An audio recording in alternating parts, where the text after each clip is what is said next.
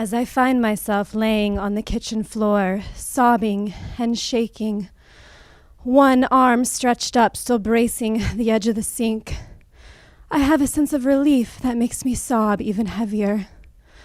I think, this is not normal, and maybe now I can admit it. Maybe now I can come clean with my sometimes manic and sometimes depressive feelings.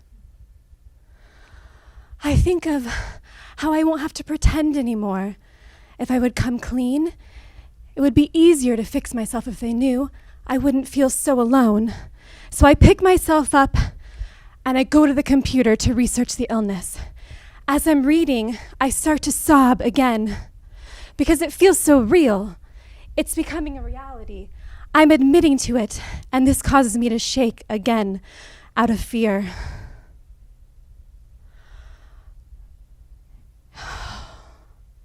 This is scary. Acknowledgement is scary.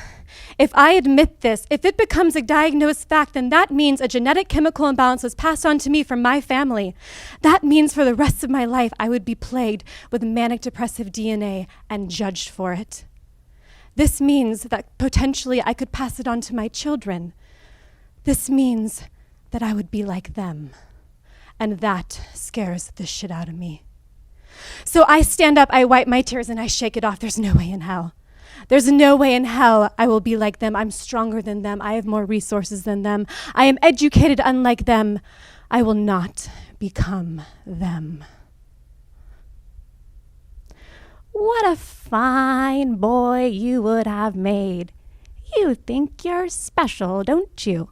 Well, don't you forget my birthday was just last weekend. It'll always come before yours. That's my Grandma Coffee, diagnosed severely bipolar and reckless for refusing to take her meds. It was kind of like having an older sister, really. My dad was always taking care of her, cleaning up her messes, like when he had to go wrangle back a new Mustang from one of her young hoodlum boyfriends. And I mean a car, not a horse, by the way. She was always spending lavishly and being taken advantage of by her boyfriends 30 years younger or car salesmen. A real piece of work, that grandma. Unlike any other grandma I ever knew, especially my mother's mother. My Nana had to have been the saddest and most alone lady on the face of this planet. Dear Patty, you face the fact that there is no future for you. You're not living, you're existing. You're empty of all feelings except a lost love, a desperate need for that love. Knowing it can never be yours, you've become bitter, lonely, desperately lonely, and even so resentful. You're feeling sorry for yourself, cheated, defeated, and wearing yourself out trying to fight the feelings. Oh God, why have I been forsaken? I can't face life, I only want out.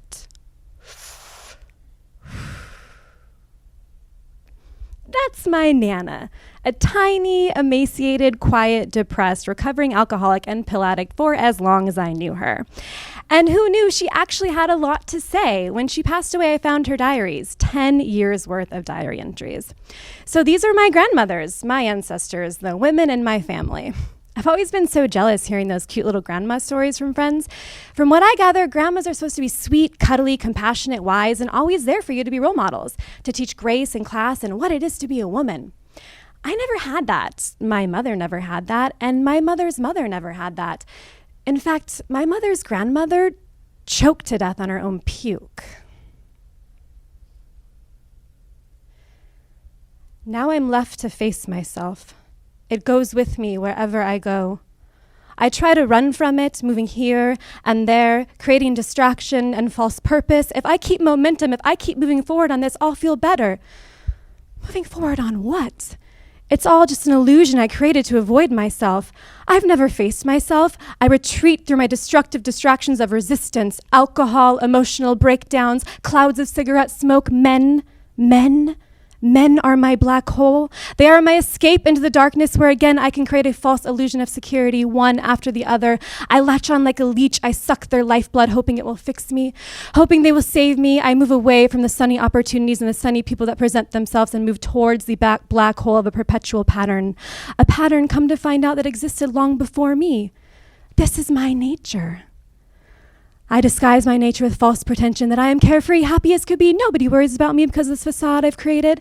Nobody sees me. Nobody knows that I'm in pain. How do I move through this ugly, ugly box with walls of resistance and fear I'm stuck in? I'm so scared of what will become of me. I've never felt my fears. I've run away from my fears and they've chased me down wherever I go. I cannot get away. They grab onto me, take a hold of every living cell in my body and squeeze the breath out of me, squeeze the energy out of me, squeeze the tension and the anxiety to the surface of my skin. This is my depression. This is her depression.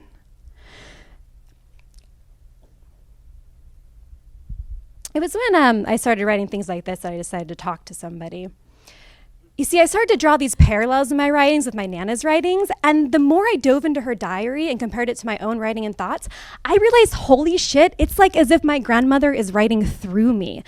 I mean, in all honesty, I've had a pretty cush life. I've been practicing yoga and meditation for 10 years. I have a degree, a bachelor's degree. I've traveled the world. I've had amazing, loving experiences that brought me great joy. I have parents who've been married for 40 years that love, respect, and adore me, and they have my entire life. So why all the darkness?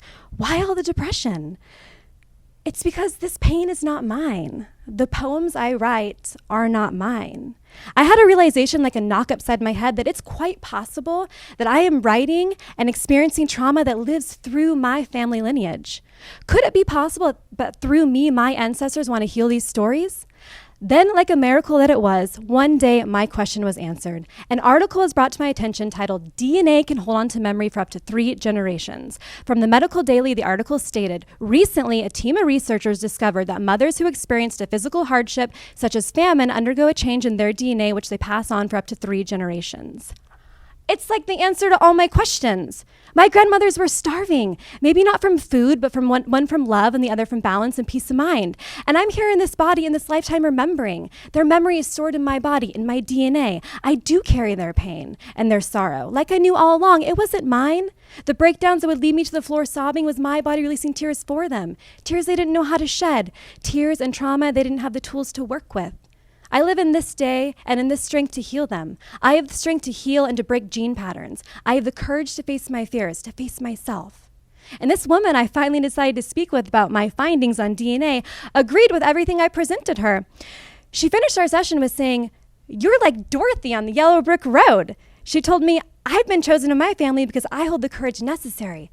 This path will never be easy and it'll require a lot of patience, but to trust my heart, wisdom, and guidance from my ancestors because they will carry me on." Thank you.